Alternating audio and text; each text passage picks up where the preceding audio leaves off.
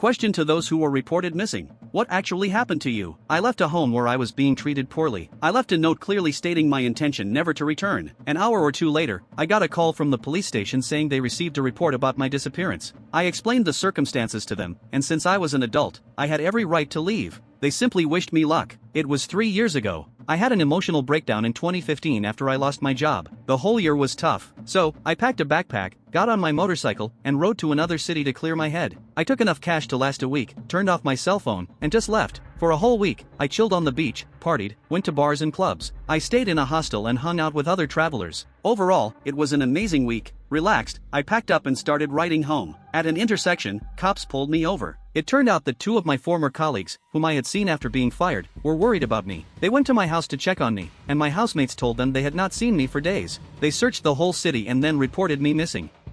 The police checked my records, phone activity, and saw I had not been on social media or called relatives. While I was trying to escape my crappy life, everyone thought the worst. The police flagged my motorcycle plate, and when I got on the highway, it popped up on their computer. The cop was polite, he just wanted to make sure I was okay. He called dispatch to take me off the missing persons list. In Australia, you are only removed from the list after a police officer sees you in person. I work in an ambulance, and once we were called to a man complaining of leg pain. We arrived to find a very polite kid sitting by the side of the road. His feet were covered in massive blisters. He told us he had gone to a relative's funeral, got very upset, and decided to take a walk to clear his thoughts. So he walked. And walked. For 4 whole days. It turned out he lived in the same town where I grew up, 400 kilometers away. We talked about the town, the good local pubs, and so on. He admitted he was slightly depressed and might need professional help. Unfortunately, we could only give him a ride to the hospital. Later that shift, I was on Facebook and saw a school friend posted about a missing person. It was our walker. I called the police and told them where the poor guy was. They were very happy. My brother was listed as missing for a whole year. He had disappeared before, but only for a few days. He has paranoid schizophrenia and often suffers from hallucinations. We live in New York, and our parents had no idea where to look. For a year, we constantly went to the police to identify bodies. He had no friends or girlfriend to go to. He just vanished. A year later, we got a call from a hospital in Washington. My brother was picked up on the street in a very exhausted state. It turned out he went to Washington to warn the government about some threat due to his illness. He refused to eat because he believed the food was poisoned. The only reason he was still alive was that homeless people took care of him. He looked nothing like himself when he was found, covered in flea bites. Physically he is healthy now, which cannot be said for his mental health. At least he has not tried to run away again. When I see homeless people on the street, I always remember this case. At least now you know for sure that you have good neighbors. One of my first memories is of getting lost. When I was 5, my family went on vacation to Scotland. We ended up in the middle of nowhere, surrounded by nothing but forest. There was not much entertainment, so my sister and I decided to play hide and seek. I had the brilliant idea to hide right in front of the front door of the cottage where we were staying, under a huge bush. I watched my sister look for me for about 5 minutes, then she obviously gave up and went inside. However, I do not give up that easily, so I decided to sit in the bush until I was found. After a short time, 15 minutes or so, more people started joining the game. My parents ran one way, then the other, and I watched them and giggled, thinking how clever I was to hide so well. More and more people joined the game, including vacationers from other cottages, park staff, and police officers.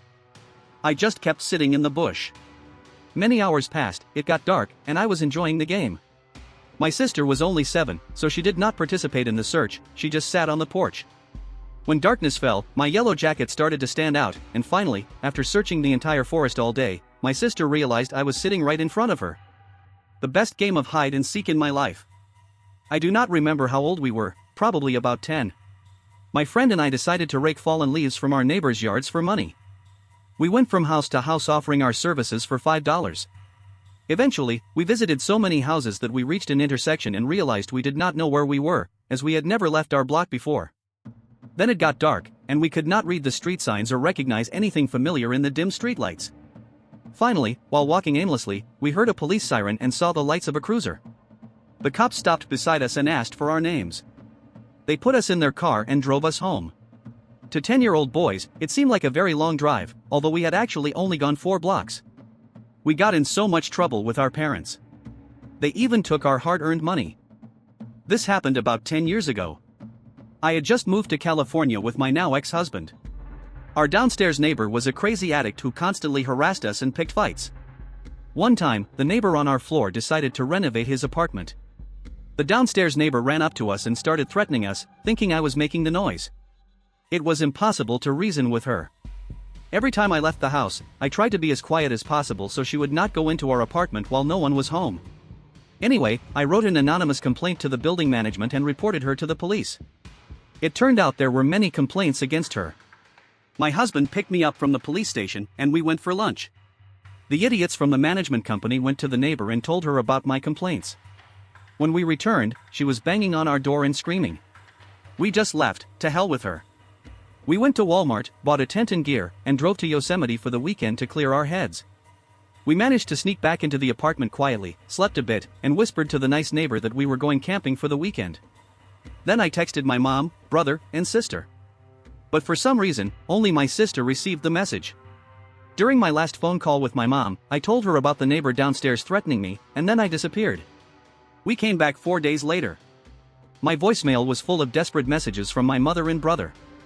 They went to the police, saying the downstairs neighbor had killed us, made masks out of our skin, and was wearing them.